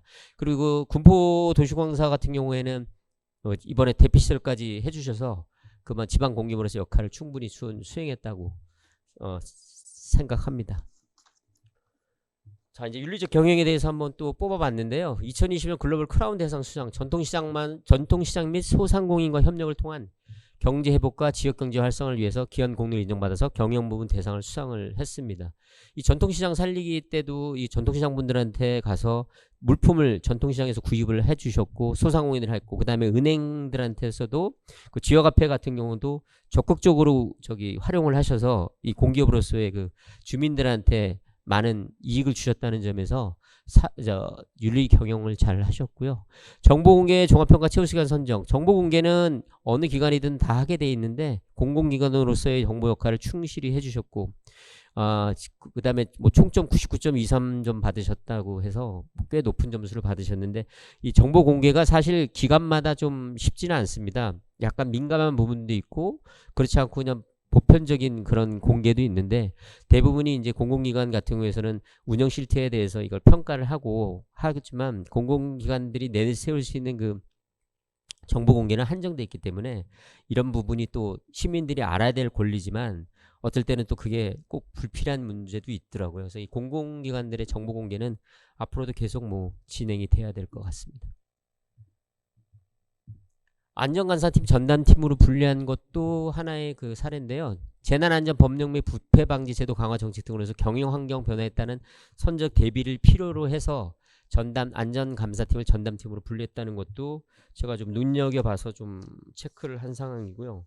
공정채용 우수기관 인증 획득한 것도 뭐 아까 서두에 말씀드렸지 인증 획득한 부분이 많기 때문에 이 부분도 그 공사의 내실화를 기하는 데 큰 도움이 됐다고 저는 생각을 합니다. 저 서두에도 말씀을 드렸는데 이 환경 분야라든지 사회적 가치 분야라든지 윤리 경영 분야에서 인증을 총 27개 받았다는 거는 그만큼 군포도시공사가 말로만 그냥 하거나 행동보다 하거나 그냥 이걸 내실화했다. 인증을 받음으로써 좀 더 공증을 받고 이 부분에 대해서 투명하게 우리는 운영을 하고 사회적 가치를 실현을 했다는 부분에서 인증에 대한 부분은 아마 전무후무할 정도로 많은 걸 받으신 것 같아요. 예. 이해충돌방지제도 운영내규 제정 및 전 직원 교육을 실시했다는 것도 저도 일단은 뭐 윤리 가치로서 윤리 경영으로서는 필요한 거고요. 공직자 이해충돌방지제도 운영팀 제정을 했고, 공직자 이해충돌방지법을 위해서 이게 어떻게 됐죠? 넘어갔네. 제가 잘못 눌렀네. 공직자 이해충돌방지법을 이해하고 사회적 책임을 이해하는 공기업으로서 이미지를 제고한다. 이해충돌방지제도는 운영내규 제정을 했다는 것 자체도 전 직원분들도 마찬가지입니다. 이게 뭐 잘못됐을 경우에는 뭐 책임과 권한과 의무가 따르겠지만 그거에 대한 사회적 책임도 당연히 공기업으로서는 해야 된다고 봅니다. 시민행복참여위원회 개최한 것도 시민참여형 경영방식 구현하고 시민과의 소통 활성화 등 시민경 참여 활성화를 제고하셨는데요. 지금 가장 우리가 지금 얘기하는 그 ESG 경영의 핵심은 제가 봤을 때는 소통인 것 같습니다. 소통. 지금 모든 지자체장뿐만 아니라 여기 군포 하은호 시장님도 말씀하셨듯이 소통이 가장 중요하다고 보는데, 사실 소통이 잘못 강하게 비춰지면 불통이 될 수도 있거든요. 그러니까 소통이 아무리 내가 윗사람이 소통을 한다고 해도 밑에 사람이 일단 마음을 열지 않으면 그거는 소통이 아니라 일방통행이라고 볼 수밖에 없습니다. 근데 무슨 강압적으로 하는 게 아니라 소통은 시민들한테도 마찬가지인데요. 시민들한테 아무리 아까 포포누리 얘기했지만 포포누리 개관했으니까 많이 와서 이용해 주십시오 하지만 실질적으로 거기서 권위적인 일이 발생했다든지 아니면 그 시민들이 학생들이 왔을 때 그 강사의 태도가 좀 문제가 됐다면 그 부분도 정확히 그 공사로서는 알고 있어야 될 부분이지만 그게 시민들한테 소문이 번지게 되면 나중에 그 포포누리는 그렇게 좋은 평가를 못 받을 겁니다. 그렇게 되면 당연히 그 기업에 대한 교육도 다시 시켜야 되고 그 직원에 대한 교육이 물론 필요하고, 그러면서 시민 참여, 행복참여위원회 같은 경우도 시민들이 주체가 돼서 시민들이 원하는 방향을 가야 되겠죠. 그러면 시민들을 소통을 하면서 공사로서의 역할을 다시 재정립을 해야 되는데, 또 한편으로는 이게 시민 소통을 너무 외치면 기업이 철학이 없어지는 것 같아요. 시민들이 10분이 오시면 10분마다 각자의 다른 말씀들을 하시거든요. 나는 이걸 해달라, 나는 저걸 해달라, 나는 이거 하지 말아라. 근데 그거를 다 설득시키고 하다 보면은 일은 진척되지가 않습니다. 그래서 소통도 우리가 봤을 때 상식적인 소통을 얘기하는 거지 그냥 이거 말도 안 되는 소통은 있을 수 없는 거죠. 그러니까 직원분들 간의 소통도 마찬가지일 겁니다. 저도 마찬가지고 기사를 제가 아무리 기사를 쓰더라도 소통 이게 모든 시민들이나 객관성을 봤을 때 우리는 기사를 쓰거든요. 우리가 봤을 때 이 기사가 잘못된 게 인식이 됐으면 그건 잘못된 사람이 모든 사람이 인지했을 때 이 부분은 잘못된 부분이야. 공사가 이런 부분이 문제가 있어. 근데 이게 저만 생각으로 쓰면 그건 감정적인 거죠. 주관적인 생각이 되는 거죠. 그럼 그 기사는 아무도 읽지를 않겠죠. 그러나 보편적으로 봤을 때 공사가 오늘 행사를 했는데 이런 부분이 잘못된 부분이 있더라. 근데 이거는 누구든지 다 이해할 수 있는 부분이 됐다는 거죠. 그럼 그건 기사가 맞다는 얘기죠. 그래서 저희도 기사도 오류가 있습니다. 저희도 기사를 쓰면서 오류라는 건 뭐냐면 제 생각이 100% 옳은 건 아니거든요. 근데 기사도 인간성이 있고 자기의 주관적인 생각이 들어가다 보니까 기사 자체가 객관성을 좀 잃어버릴 수도 있습니다. 네. 우리가 말하는 조선일보 뭐 몇 개 언론사들은 뭐 보수파, 뭐 어떤 언론사는 뭐 좌파 뭐 이렇게 얘기하지 않습니까? 근데 그게 이제 뭐 그 언론사의 그런 방향으로 간다는 건 아니지만 기자들도 어쨌든 인간이고 기사를 AI로 쓰는 게 아니기 때문에 그 객관성이 결여된 기사는 물론 없지만 객관성이 때로는 부족할 수도 있고 반대편의 의견을 못 들은 수도 있습니다. 그렇게 되면 편향될 수도 있는 거죠. 그래서 기자들도 기사에 대한 부분 객관성, 상식적인 소통에 의해서 기사를 써야지 무작정 내가 쓴다고 해서 그 기사가 좋다고는 볼 수는 없습니다. 공사도 마찬가지일 겁니다. 제가 공사에 대한 좋은 감정으로 기사를 쓰면 당연히 좋은 말만 들어가겠죠. 악한 감정이 있으면 나쁜 기사가 될 수도 있습니다. 비판 기사가 될 수도 있습니다. 그러나 그 기사를 보는 사람들 입장에서는 기자가 욕을 먹을 수도 있는 거고 공사가 잘못했네 라고 할 수도 있는 거죠. 그게 기자로서 윤리 경영도 있습니다. 그래서 기자들도 마찬가지로 객관적으로 사실에 입각해서 상대편 얘기도 들어주는 기사를 써야지 그게 제가 봤을 때는 기사의 가치가 있고 소통이 된다고 저는 생각을 좀 합니다.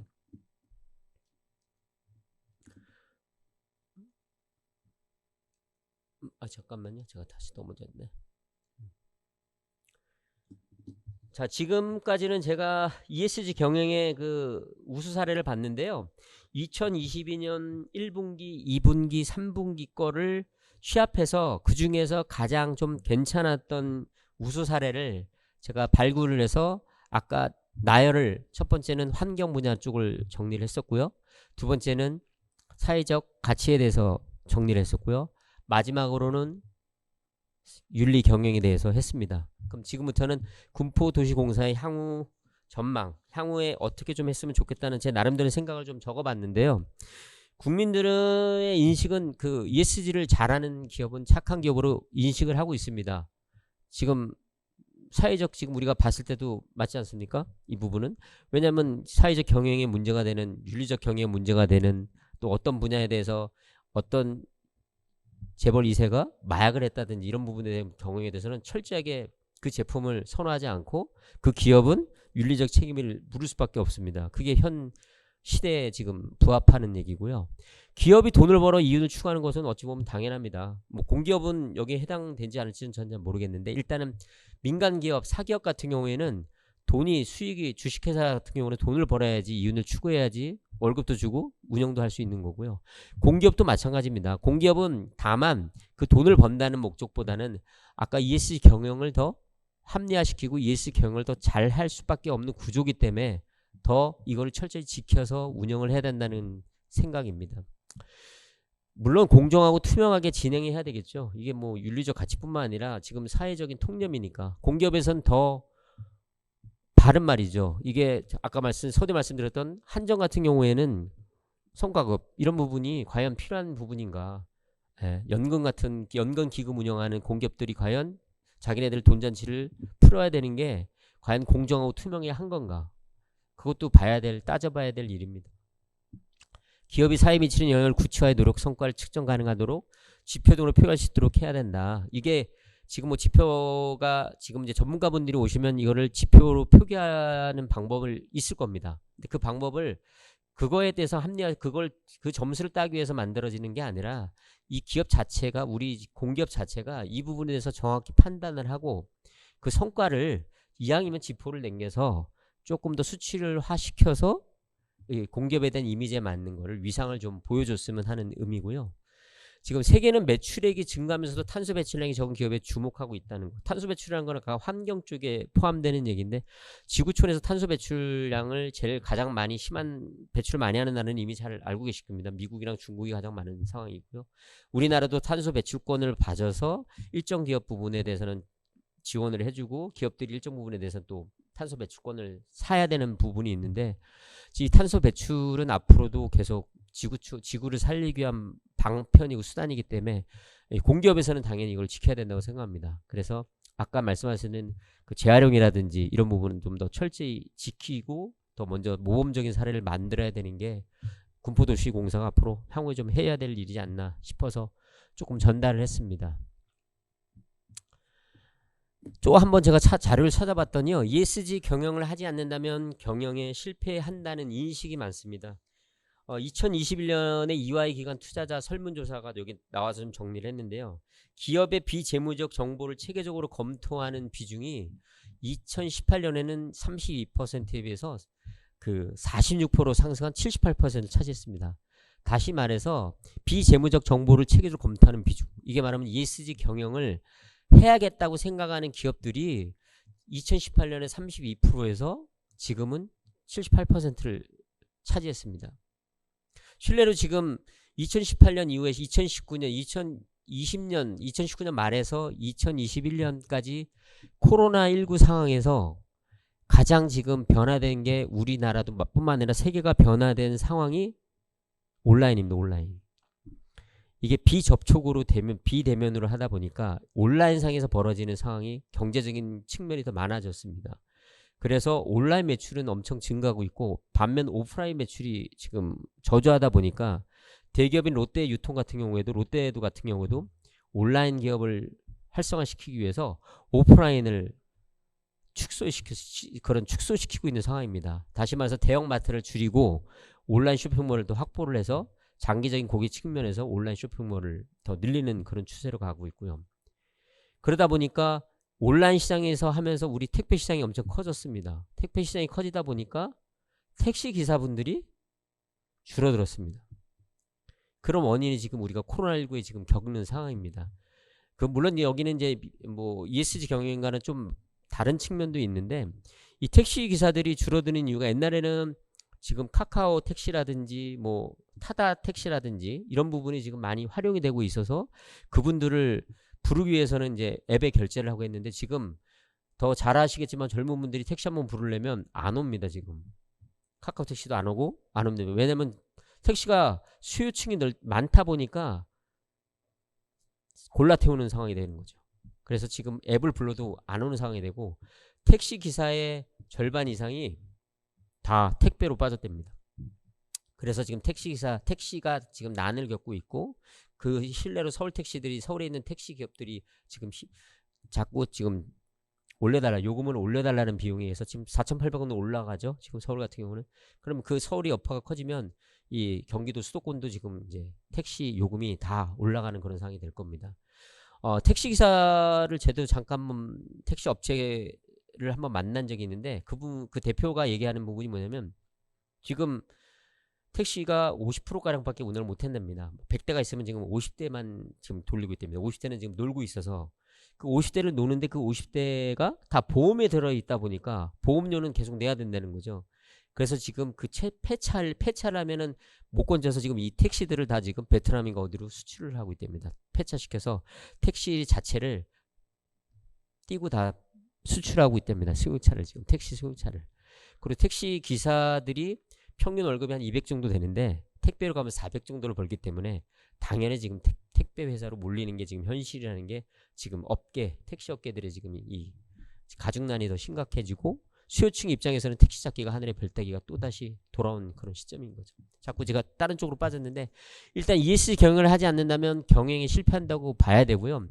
이는 향후 기업의 운영 및 철학을 짐작할 수 있기 때문으로 매우 중요한 상황으로 지금 급부상하고 있습니다. 만약 이 성과가 저조하면 투자를 회수를 의향할 마음이 있다는 분들도 74%를 차지할 정도로 이 ESG 경영을 하지 않으면 그만큼 세계에 있는 기업들은 모두 도태된다는 그런 반증인 것 같습니다.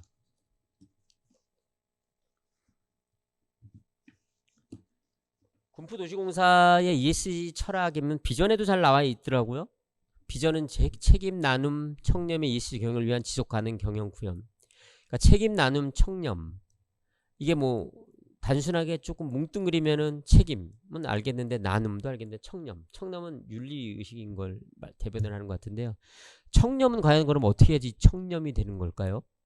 시간을 잘 지키면 청렴이 되는 거, 아니면 윤리의식을 남들이 일회용 컵으로 먹으면 그냥 커피를 나는 머그잔에 먹어야 되는 게 청렴한 걸까요? 저는 이 청렴, 책임 나눔 청렴은 이거는 그냥 하나의 비전일 거지, 제일 중요한 거는 본인 자신 마음인 것 같습니다.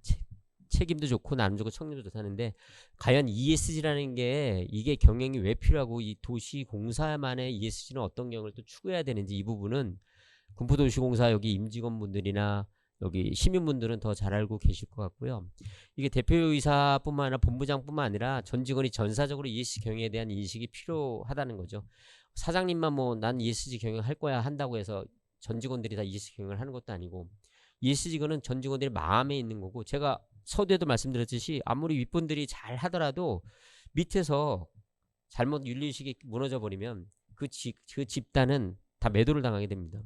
아무리 기자들이 기사를 잘 쓰고 아무리 윤리의식이 강하더라도 기자 한 사람이 사이비 기자가 돼버리면 모든 기자들이 시민들한테는, 국민들한테는 아, 기자들이 다 저렇지, 이런 소리를 듣는 것처럼 똑같은 것 같습니다. 그러니까 도시공사도 개개인의 이 청렴이라든지 나눔이라든지 책임이 중요한 거지, 이거는 어느 한 담당자, 한 본부장님만 해당되는 게 아니라 모든 직원들이 이거에 대한 주인의식이 필요하다고 저는 생각을 합니다. 향후 군포도시공사뿐만 아니라 타 유관기관도 ESG에 대한 철학을 심어줄 필요가 있다. 이거는 그만큼 홍보도 많이 하고 좋지만 다른 기관에서도 이 모범 사례를 좀 만들었으면 좀 좋겠다는 제 생각입니다. 이게 새로운 기업, 공기업의 패러다임이 된다면 이 ESG 경영 철학이 다른 기업에서, 다른 공기업이나 다른 재단이나 이런 쪽에서도 이거에 대한 철저한 벤치마킹을 좀 할 수 있도록, 그거에 대한 다양한 구체적인 자료가 좀 필요하다고 생각을 합니다. 그래서 공사에서도 이 ESG 경영에 대해서 좀 자세하게 좀 적시적소에 좀 잘 만들어 오셔서 책자를 마련할 수도 있고, 이 부분을 타 기관에 좀 전파를 해주시면 타 기관에 또 다른 벤치마킹 사례가 되지 않나. 그래서 이게 작은 일이지만 다른 기업에서도 조금 본받을 수 있는, 또 군포 관내에 있는 사설 업체나 기업에서도 이 ESG 경영에 대한 군포도시공사만의 이 철학을 좀 전파해 주시면 그만큼 군포도시공사의 역할은 좀 더 커질 거라고 좀 보고 있습니다. 제일 중요한 거죠. 아까도 말했지만 적극적인 홍보와 시민들이 ESG를 실천하고 있는 군포도시공사의 역할에 대한 인지가 필요성이 있습니다. 아무리 우리가 ESG 경영을 하고 윤리 경영 가치를 다 따진다고 해도 시민들은 이거에 대한 관심이 없으면 군포도시공사가 그냥 주차료 싸게 주면 난 최고지, 포포누리 이용만 잘해주면 최고지, 이게 아니라 군포도시공사는 ESG 경영을 하면서 이런 부분에 대해서 좀 철학이 있는 기관이구나 라는 거를 시민들한테 홍보해 줄 필요가 있다고 생각을 합니다. 시민분들께서도 ESG에 대한 막연한 생각보다는 ESG가 어떻다는 거를 제대로 좀 알고 그 부분을 군포도시공사가 잘 정리해서 안내책자라든지 이런 걸 좀 배포한다면 군포도시공사는 이런 철학이 있습니다, 이런 내용이 있습니다, 군포도시공사의 경영 마인드는 바로 ESG의 철학이 있습니다라는 부분을 시민들한테 알려주시면 시민들도 군포도시가 이렇구나라는 걸 좀 인지해야 된다고 저는 좀 생각을 하거든요. 왜냐하면 시민들이 아무리 관심 없습니다. 뭐 군포도시공사가 ESG를 하든 뭐 MSG를 하든 뭐 관심 없습니다. 시민들은 그냥 주차를 싸게 해주는 게 제일 좋은 거고, 안 밀리면 좋은 거고, 그 다음에 도시개발 해주면 좋은 거고, 그것밖에 없습니다, 오로지. 그러나 조금 더 좀 앞서간다면 군포도시공사의 ESG 경영을 시민들도 조금 알아서 그분들이 군포도시공사는 다른 기관과 좀 다르게 이런 부분을 좀 잘 하시는구나 라는 역할이 좀 필요하지 않나 싶습니다. 제가 지금 준비한 거는 여기까지가 좀 준비가 됐고요. 군포도시공사 ESG 철학 뿐만 아니라 향후에 좀 자료가 더 있으면 저 또 뭐 공부를 더 하겠지만, 저는 이거 단순하게 그냥 ESG 경영 우수 사례라는 부분을 제가 이렇게 1분기부터 이렇게 2분기, 3분기 자료를 받아서 이 부분을 좀 참고를 했었고요. ESG라는 게 과연 뭘까라는 부분에 제가 좀 저도 나름의 빠르게 공부를 좀 했다고 했는데 좀 저는 어떻게 보면은 좀 수박 겉핥기식이 됐습니다. 근데 제가 느끼는 거는 이걸 하면서 이 자료를 만들면서 비록 좀 짧은 시간에 만들었지만 ESG라는 게 이렇게 중요한 거라는 거를 좀 저도 느끼게 됐고요. 이 ESG 경영이라는 자체가 과연 현 시대에 맞는 기업들이 가져야 될 모델이지만 이거보다 앞서 나가는 모델이 또 나올 수도 있지 않겠습니까? 그러다 보면 이 군포도시공사도 계속 이거를 발판으로 이어서 체계적으로 좀 집대성을 하신다면 다음에 차기 어떤 본부장님 어떤 사장님이 오시더라도 ESG의 경영에 대한 걸 마인드를 계속 이어나가길 바랍니다. 왜냐하면 어느 한 분이 오셔가지고 무슨 우리는 ESG 경영이야 그냥 하면 되지 이렇게 할 수도 있는 부분이 생길 수도 있지 않습니까? 근데 그런 부분은 이 직원분들이 제대로 이 부분의 ESG 경영에 대한 부분을 제대로 인지를 하고 계시면 어느 부분이 여기 오시더라도 어느 지자체장님이 오시더라도 군포도시공사만의 ESG 철학은 이렇게 잘 만들어졌고 이렇게 진행이 되고 있구나 라는 걸 좀 인지를 하시면 훨씬 저는 좀 앞서가는 우리 군포도시공사가 되지 않나 싶습니다. 제가 강의 자료 준비한 건 여기까지고요. 한 15분 정도 남았는데 조금 뭐 질의하셔도 좋고 아니면 뭐 좀 저한테 더 궁금하신 점 ESG 경영 아니더라도 궁금하신 점 있으면 좀 한 말씀 좀 누구 좀 해주셔도 되겠습니다.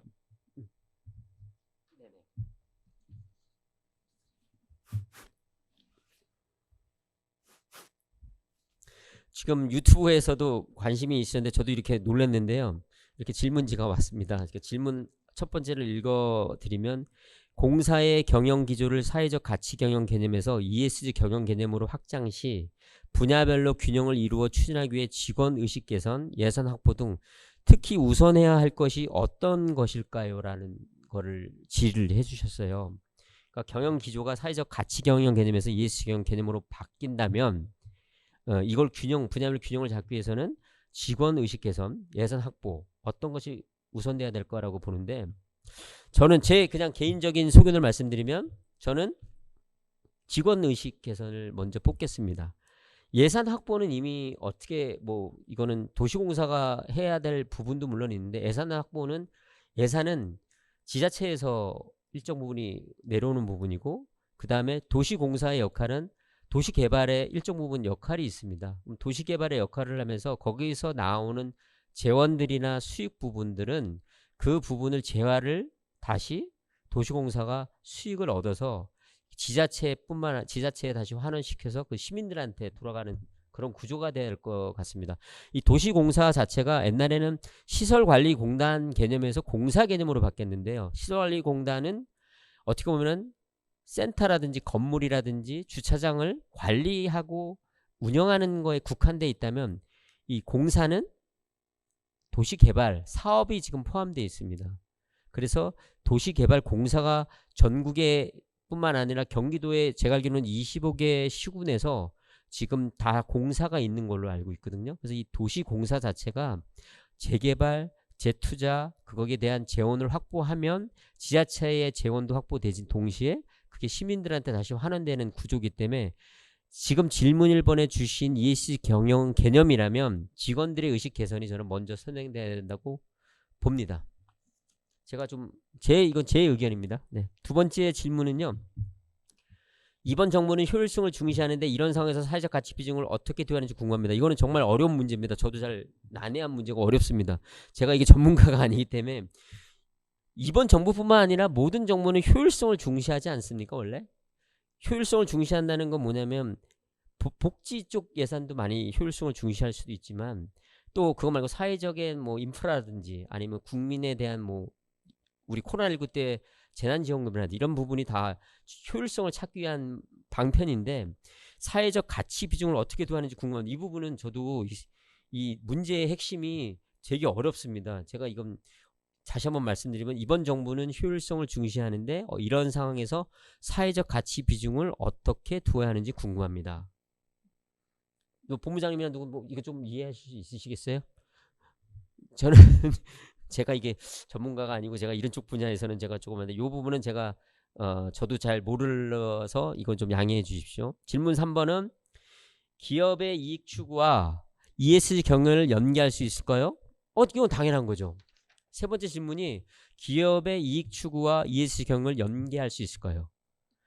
아까 제가 처음에 서두에 말씀드렸습니다. 기업의 이익 추구는 옛날에는 잘 팔리는 물건이 좋은 제품으로 생각을 했다 그랬습니다. 그래서 브랜드화 되는 것들은 이왕이면 더 브랜드가 됐으니까 조금 더 비싸더라도 그거는 내가 볼 때 얘네들은 브랜드가 있으니까 샀단 말이죠. 나이키가 됐든 아디다스가 됐든 푸마가 됐든 이런 제품을 샀었는데 지금은 나이키가 아무리 잘 만들어도 ESG 경영에 어긋나면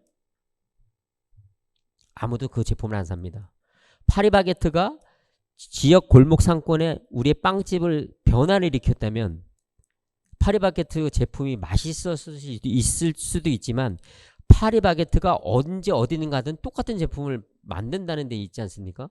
만약에 케이크를 하나 사더라도 내가 그 지역에 가서 그 집 빵집을 사는 게 아니라 파리바게트는 온 곳에 있으니까 파리바게트에서 정리된 빵들을 천안 가서 살 수도 있고 제주도 가서도 파리바게트가 살 수가 있어서 파리바게트를 선호하는지는 모르지만 이 ESG 경영에 어긋난다면 파리바게트를 당장 사는 사람은 줄어들죠. 그러면 그거는 기업의 이윤 추구와 맞지 않습니다.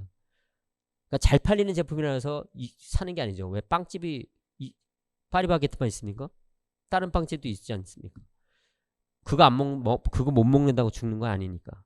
그러니까 기업 윤리 추구가 또 말씀드리지만 ESG 경영에 부합되지 않으면 아무리 좋은 제품을 만들어도 사는 사람은 없습니다. 그게 대표적인 게 아까 말씀드린 파리바게트, 현대 아이파크, 아파트 다시 새로 지어야 됩니다. 그 기업 힘듭니다. 그렇게 버티기가.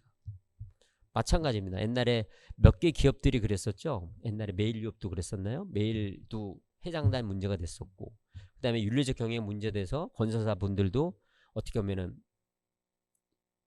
많이 문제된 경영인들이 나가는 바람에 건설사들이 일대 큰 기업 건설사들 하루아침에 M&A로 팔려나가는 경우도 있고요. 그게 다 경영 마인드가 잘못됐다기보다는 이 소비자들과 소통할 수 있는 바로 아까 말씀드렸던 환경, 사회적 가치, 윤리 경영 이거에 대한 부분이 안 지켜지면 어느 기업도 살아남기 어렵다는 게 큰 문제죠. 그러니까 기업들이 가장 중요한 게 문제가 됐을 경우에 바로 인지하고 잘못했습니다 하고 빨리 고치겠습니다 하는 게 중요한 거지.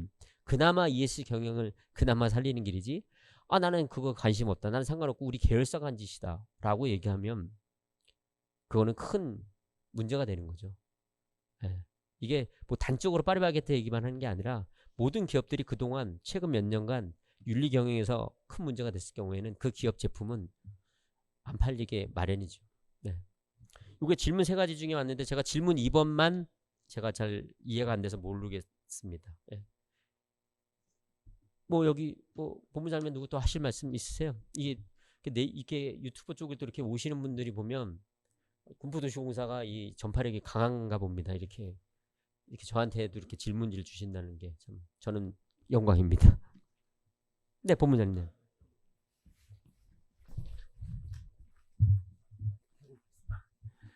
저희가 그 각 부서에서 특히 이제 젊은 신규 직원들이 더 그런 부담을 많이 안을 텐데요. 저희가 이제 각 사업을 하다 보면 홍보할 일이 상당히 많습니다. 근데 그 홍보하려면 그 보도자료 글쓰기를 좀 해야 되는데 어떻게 하면 그 보도자료 글쓰기를 잘 할 수 있는 그 팁을 좀 주셨으면 좋겠습니다. 그거는 제가 자신 있게 대답할 수 있습니다. 제가 이쪽 부분만 거의 20년 넘게 했기 때문에 보도자료 맨 처음에 저희도 가면 육하원칙입니다. 육하원칙. 언제 어디서 누가 왜 어떻게 무엇을 기본적인 육하원칙이 있는데요. 제일 중요한 거는 날짜랑 시간과 장소겠죠. 그 다음에 뭘 얘기할 건가가 중요할 거고요. 내가 뭘 홍보할까가 중요한 겁니다. 근데 이게 기승전결인데 우리 같은 경우는 우리 기자들은 이 신문이라는 특수성을 얘기를 들으면 앞에 결론이 나옵니다. 한 줄만 읽어보면 우리 야마라고 하고 우리가 리드라고 하는 부분인데요. 그거를 기사에 한 줄을 뽑고 편집자들이 제목을 뽑습니다. 기사의 위에 한 문장을 보고 군포도시공사가 몇 월 며칠 날 UCC 무슨 강의를 했다라는 게 이제 테마고요. 거기에 이제 좀 더 리드를 뽑는다면 그날 핵심 내가 뭘 홍보를 해야 될까? 뭘 써야 될까? 예를 들어서 오늘 제가 강의를 했는데 여기 핵심은 뭘까? 경일보 누구 신창윤 부장이 몇 월 며칠 무슨 강의에서 ESG 경영에 대해서 발표했다. 근데 ESG 경영에서는 뭐뭐뭐뭐가 중요했다. 그래서 뭐뭐 하는 사람이 신창윤 부장은 뭐뭐에 대해서 이렇게 얘기했다. 그러니까 보도자료를 쓴다는 것 자체는 어렵게 생각하시면 안 되고요. 주전자 뚜껑이면 주전자 뚜껑만 쓰시면 돼요. 물이면 물만 쓰세요. 물에 여기 뭐가 들어갔다 이러면은 힘들어요, 글쓰기가. 그러니까 저 정확하게 어떤 맥락을 모르겠는데 만약에 지금 보도자료를 실적으로 뭐 제가 아까 말씀드린 경영사례, 우수사례를 이걸 하나를 준비하면 국민체육 포포누리를 만약에 개관했다. 그러면 군포도시공사가 유아 전용 체육시설인 포포누리를 운영한다. 몇 월 며칠 날 운영을 한다. 그 포포누리는 어떤 걸로 구성이 돼 있다. 암벽 등반도 있고 뭐 아이들 체험 놀이터도 있고 모무도 있다. 특히 아이들 체험 놀이터는 뭐 천연 친환경 소재를 사용해서 뭐 이렇게 진행을 했다. 그래서 포포누리는 입장료는 얼마고 어떻게 진행한다. 이렇게 그렇게 그냥 간단하게 써야 되는데 포포누리를 무슨 사설단체처럼 연결하고 뭐 이렇게 하면 골치 아프는 거죠. 그러니까 보도자료를 가장 잘 쓰는 사람은 단답형으로 끊어 쓰세요. 이어 쓰지 말고 그렇게 했기 때문에 뭐뭐 해서 뭐뭐 했기 때문에 뭐뭐 해서 이런 게 아니라 뭐뭐 했다. 또 뭐뭐 했다. 따라서 이렇게 해서 진행한다. 뭐 이런 식으로. 그러니까 보도자료를 쓰실 때 가장 힘든 게 뭐냐면 막 길게 나열하면 우리가 이해하기 어렵잖아요. 저도 막 이렇게 글을 쓰다 보면 택시 잡았다. 그럼 끝나는데 택시를 잡으려고 건널목을 건너고 신호등을 기다리고 그렇게 해서 기다렸다가 5분 뒤에 결국 택시가 안 와서 택시를 결국 잡았다 마지막에 이렇게 쓰면은 아무도 읽지도 않고 이해하지도 않아요. 그냥 건널목 지나서 택시 잡았다 그러면 되잖아요. 그러니까 그렇게 간단하게 합중적으로 써주는 게 누가 봐더라도 읽어지는데 누가 신문을 이렇게 긴 문장으로 쓰면 이게 독자들이 이걸 다 보는 사람이 과연 몇 명 있을까요? 그냥 앞에 제목만 ESG 경영 우수 사례만 딱 있지 이 내용에 이거를 다 일일이 읽는 사람은 없어요. 그래서 보도자료를 쓰실 때는 제일 중요한 거 내가 하고자 하는 말이 뭔가 그리고 육하원칙에 의해서 육하원칙 꼭 의한다기보다도 육하원칙에 맞게 날짜 그 다음에 장소 그 다음에 대상자는 누구 그 다음에 뭘 했는지 왜 했는지 이런 것만 간단하게 정리하시면 돼요. 그래서 간단하게 그렇게 정리해서 단답형으로 쓰시면 그게 보도자료가 되는 거지 그냥 이렇게 모든 걸 다 담으려고 하지 마세요. 네. 제가 좀 두껍게 말씀을 드렸는데 이게 무슨 신뢰가 뭐 하나 딱 있으면 제가 정리를 하겠는데 막 그렇게 착안해서 썼다는 건 제가 조금 그 부분이 있습니다. 또 뭐 본자 말고 또 다른 분 뭐 직원분들 중에 한 번 더 받고 끝나면 될 것 같은데요. 우리 저기 이효선 대리님 한번 말씀하시죠. 옛날에 저거 홍보팀에 계셔가지고 저한테 맨날 보도자료 주고 제가 맨날 전화해서 물어보고 했는데 왜 이걸 이렇게 썼냐고.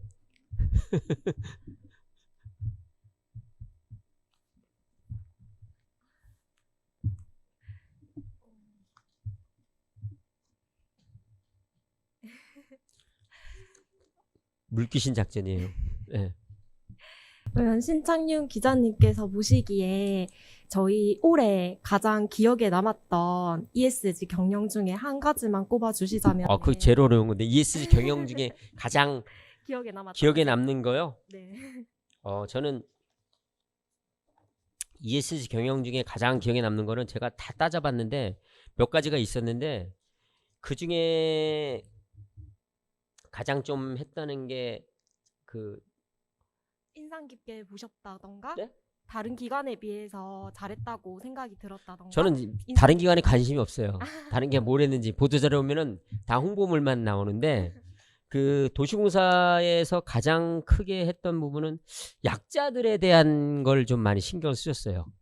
뭐 임산부들을 위한 전용 이동 수단이라든지 아까 말씀드렸던 노약자, 중증 장애인을 위한 택시 이동이라든지 그다음에 점자책을 만들었다든지 그다음에 그러니까 어떻게 보면 사회적 배려 계층 사회적으로 노약자에 속하는 분들을 조금 신경 써서 운영을 하셨다는 부분이 다른 공기업에서는 좀 찾아보기, 물론 공기업도 하는 데도 많아요. 그렇지만 구체적으로 이렇게 세세하게 분야별로 대상자별로 이렇게 맞춤형으로 지원을 하고 관심을 가졌다는 부분에 대해서는 거기에 대한 건 저는 공사로서 역할은 가장 여기에 조금 빛나는 부분이고요.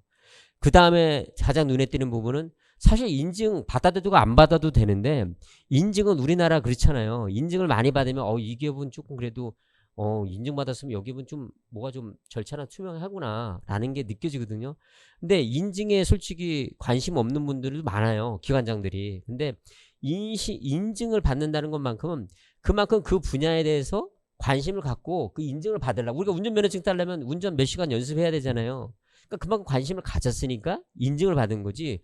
그냥 하루아침에 우리가 완전 인증서 한다고 야 이거 인증 줘 그런다고 인증을 줍니까? 걔네들도 기관이 정확한 공익기관인데. 그러다 보니까 인증을 받았다는 것도, 이 내실화를 기했다는 것도 이 공사로서의 역할을 충분히 저는 했다고 생각합니다. 예, 답변이 됐는지 모르겠습니다. 감사합니다.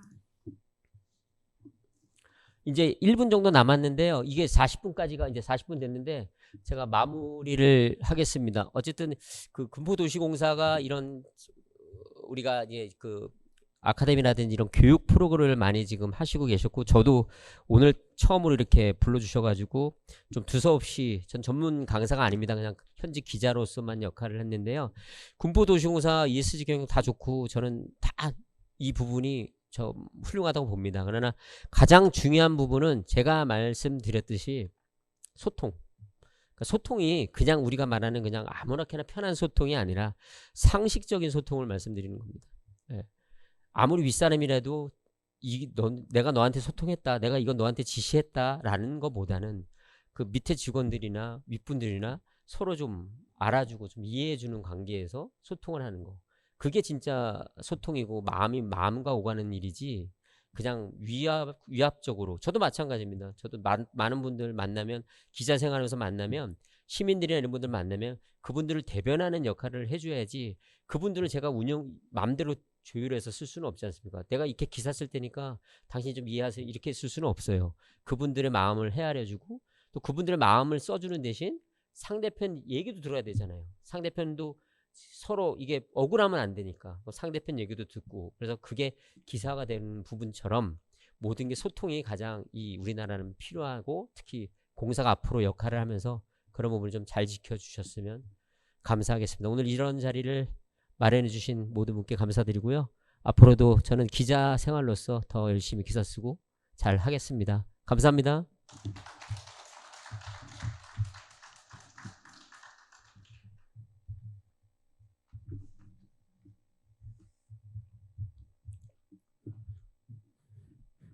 네, 다시 한번 군포도시공사 혁신 사례와 향후 과제에 관하여 강의해 주신 신창윤 강사님께 큰 박수 부탁드립니다. 다음 강의는 11월 2일 수요일 오후 2시에 성남시 원도심 정비사업 추진 사례를 주제로 진행될 예정입니다. 군포시민 여러분의 지속적인 관심 부탁드리며 군포도시공사 공식 유튜브 채널 구독 부탁드립니다. 감사합니다.